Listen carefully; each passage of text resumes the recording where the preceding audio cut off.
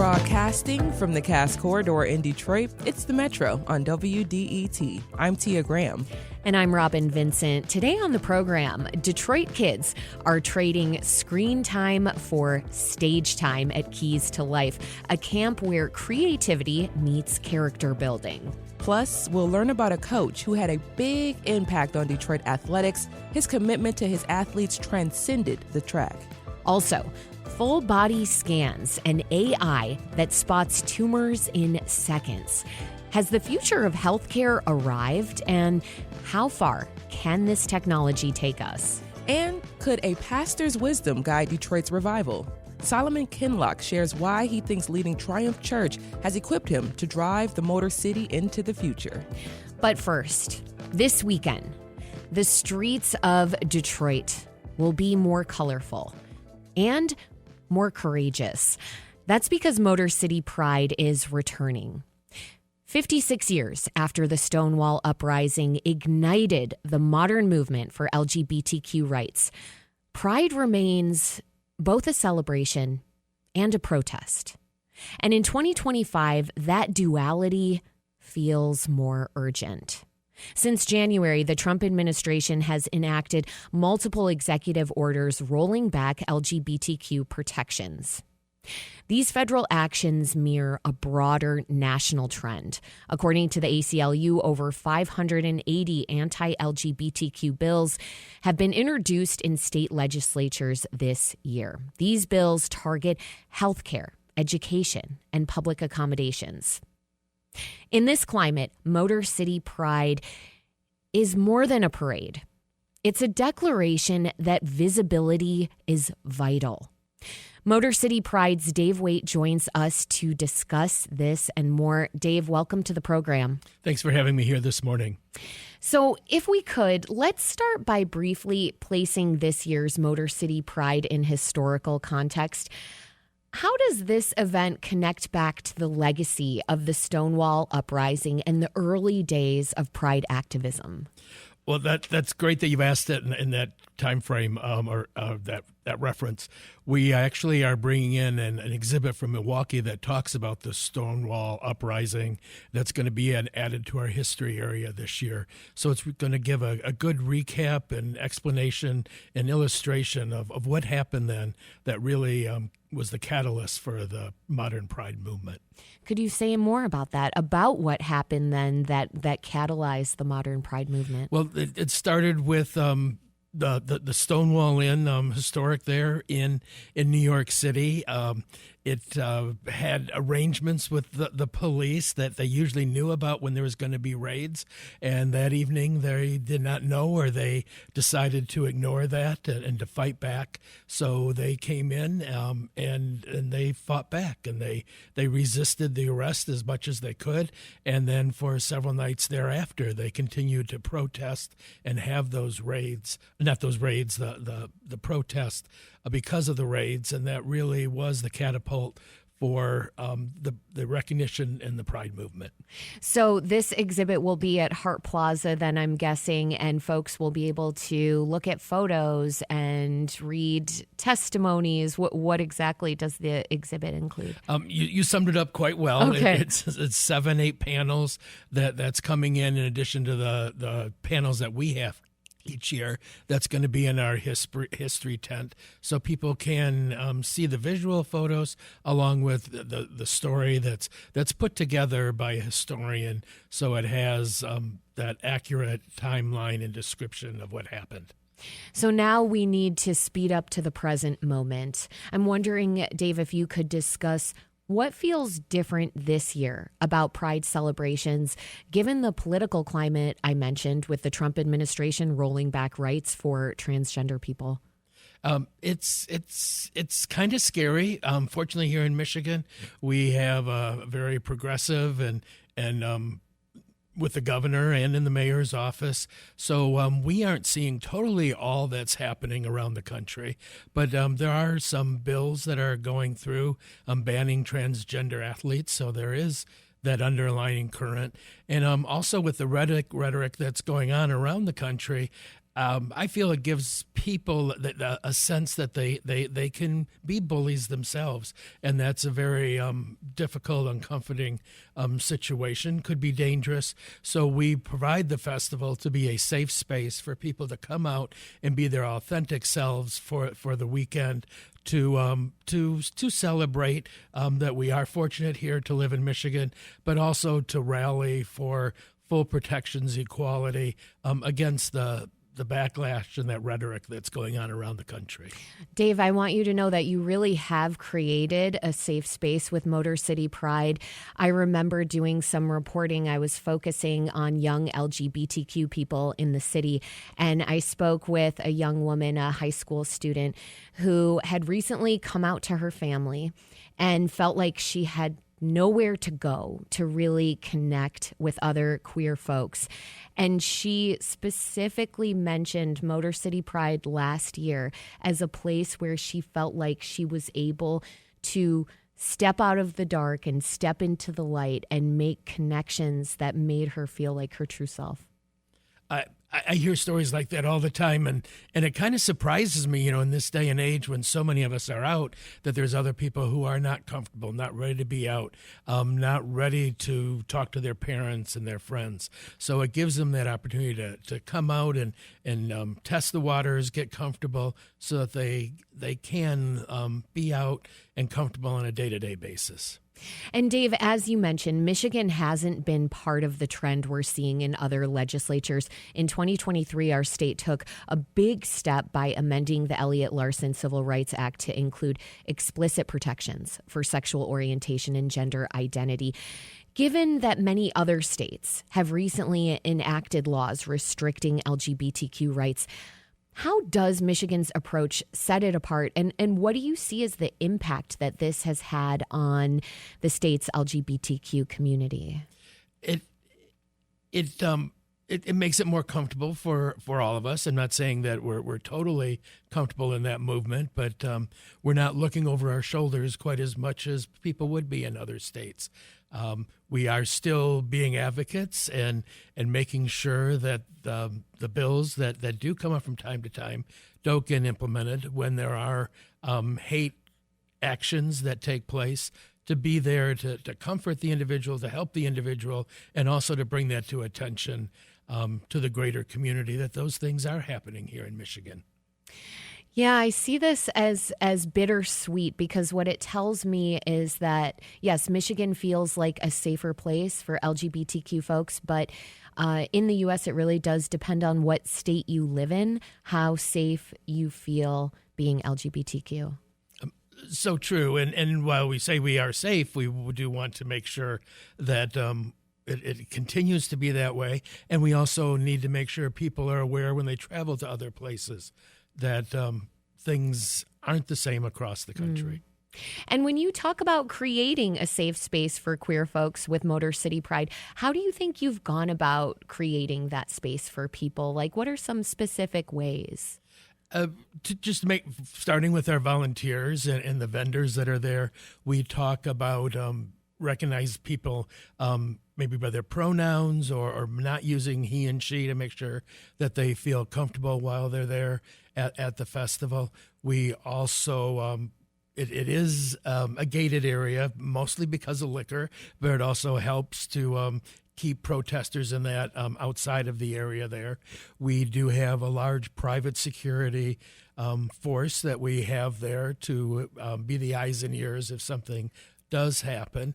And while people are uncomfortable with police presence, they do have a smaller presence that is there in case something does go to that extent. So they're there to help us. I'm also appreciative of them. They're scrubbing the airways, looking for chatter, different threats that could be out there, so they know about those. A few years ago, the KKK came in and protested at the festival. They knew about that weeks ahead of time. They were tracking their every movement and make sure that we were protected and safe, and having that to be as small of a disruption as they could. So, yeah, it's interesting to think about how far things have come with the history of the Stonewall Uprising. And that was very much a protest against police brutality.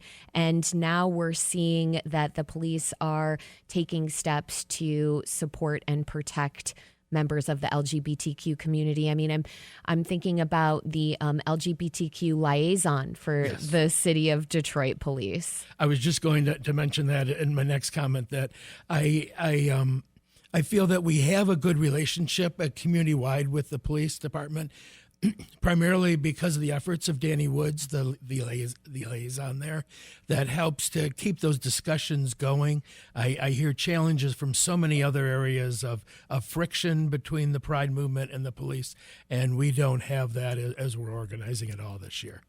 Could you talk about why that kind of representation matters? I mean, it's clear that having this liaison is so important, that voice in the police force, and why we need more of that kind of representation in agencies, in different parts of government, et cetera.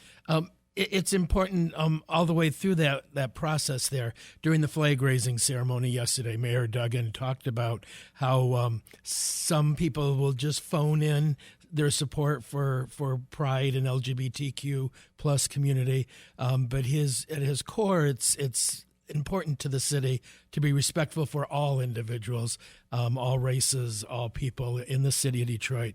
And I see that every day with the different departments that I interact with. Everybody is welcoming, ask what they can do, how they can participate. The city staff want to march in the parade to be there and show their support. So it really helps with the mayor, with the governor, to have that empathy and that drive to recognize everyone and make sure that we're all safe through, and then it trickles down throughout the whole, I hate using that word, trickles down, but it spreads throughout the whole form of government. This is the Metro on WDET. I'm Robin Vincent. We're talking about Pride Month and LGBTQ visibility ahead of Motor City Pride. That's happening this weekend in Detroit's Hart Plaza. Our guest is Motor City Pride's Dave Waite. So, Dave, we've been talking about the progress that's been made, the visibility, the acceptance, what that looks like in the city of Detroit. You've been with Motor City Pride for a long time, am I right? Yes, a long time. Okay, so how long exactly? I feel like it's more than 20 years. Yes, I don't know the exact number, and I take that as a good sign that I'm not counting down. You were a years. baby when you I started. wish I were a baby, but I started as a volunteer working a 4-hour shift, and the next year I wanted to get a little bit more involved and kind of got thrown into it. Worked with different areas with the organization when it was in Ferndale, and had good activities that took place there, but we wanted to be able to grow the festival. So when we came downtown, we had more space, gone to 2 days, and have more support from the corporate community to help fund the festival. Could you take us back, though, to those early years and what it looked like and what kind of support or not that you had? And was there a lot of angst surrounding or leading up to these celebrations years and years ago? There was more angst, more cautiousness of us, more people watching the perimeter. Back at that time, we did not have the budget to hire private security, so we had a lot of volunteers watching those different types of things. One of the first festivals, myself and my in-laws, we loaned the money because we didn't have enough money to pay all the bills to start the festival. We knew that would be coming in, but it's the belief and how that gets it to sustain and to grow there. And then as more sponsors come on, and it's a fine line with having sponsors coming in, we really make sure that they have the interest of the LGBTQ plus community. And I'm also really proud to say most all of our sponsorships come from the employee resource groups of the companies. We know they get the support from other parts of the company, but they're really initiated those sponsorships. They're doing the booths. They're marching in the parade. It's not just the marketing department that says, hey, we want to market our products or service. It's the employees that want to show their company off. How careful have you had to be this year about those sponsorships when we think about all of the companies that are rolling back their DEI efforts? We've been fortunate here in Michigan that we haven't seen a major rollback in that area. We have a couple of companies who would do some recruitment in the defense industry who aren't coming into the festival this year. But the companies are supporting. Some have increased their contributions. A couple have decreased, but that happens each year. And no one has told us no. No, there's one that has changed efforts. But most all of them, if we've lost a company, it's because the contact is no longer there. And being a volunteer organization, we haven't been able to dig deep enough to find somebody else. I want to go back in time for just another moment, if we could, and have you reflect, Dave, on what it felt like for you personally to be part of your first Pride celebration. The first Pride celebration, for me, it was more just giving back to the community through that process there. When it really hit me emotionally was the first time we were in Detroit. We didn't know if people were going to come, how it was going to work out. We knew we had vendors and sponsors, but were people going to come with us with the move? And about 90 minutes before the gates were scheduled to open, there were lines. People were coming, and that really demonstrated the desire to come together for the festival, for the celebration, for the advocacy. And also the third part is to connect with one another, to connect with nonprofits. And people were coming out in force to be able to do that is when it really probably moved me the most. I wonder, Dave, how you think events like Motor City Pride can catalyze sustained action or influence real policy change, not just for the LGBTQ community, but for broader social justice movements as well. A little bit of that is with our mission statement. We talk about wanting to have respect and recognition for all individuals, not just the LGBTQ plus community, but for all people. And with all the nonprofits that come out to support, there's a lot of the LGBTQ plus organizations, but there's a lot of other social justice organizations, support organizations, counseling organizations, sports teams that come out so that people can connect and we can all meet new people, come together, understand, and celebrate our differences and our uniquenesses. I have to ask you one last question, and it's kind of a hard one. For those who are against LGBTQ people or trans people specifically, where do you think that comes from? And have you ever seen people change their minds? Yes, people do change their minds. I'll say most of it comes from just not knowing, not understanding, thinking that there's something really strange going on. But then when they meet people who are their neighbors, their coworkers, who are going to the festivals, it helps to build hearts and understand that process. And some people say, well, they're all dressed up in different scanty clothing or drag queens or anything. But also remember there's other holidays and celebrations. St. Patrick's Day parade, people are dressed up differently and demonstrate drinking quite a bit more, drinking a lot more. Along that Halloween, there's other holidays where people do. Even Christmas now, the suits that people wear. So it's everybody does that not everybody, but most people do that from time to time, and we're doing that on that day to show our excitement, our color, as you started in the opening, and to be a little bit unique and different in that safe space. Dave Waits of Motor City Pride, the annual celebration of Detroit's LGBTQ community, happens this weekend in Detroit's Hart Plaza. What are the times? Saturday, it is from 1 o'clock to 9, and Sunday, noon to 7. One of my most favorite parts, besides meeting people who this might be their first thing that they're coming to, is the parade that will step off on Griswold and 4th Street at noon on Sunday. And it's a great way for people who aren't as sure about coming to the festival to and allies to come and see all the support that we have for one another. Don't miss the parade, noon on Sunday, Griswold and 4th Street. Yes. Dave, thank you so much for joining us on the Metro. Thank you.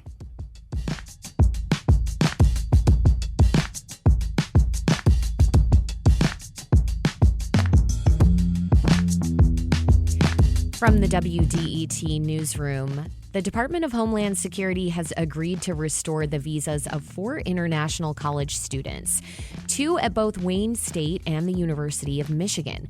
The American Civil Liberties Union sued the government, which had stripped visas from thousands of students across the country this spring and threatened to deport them.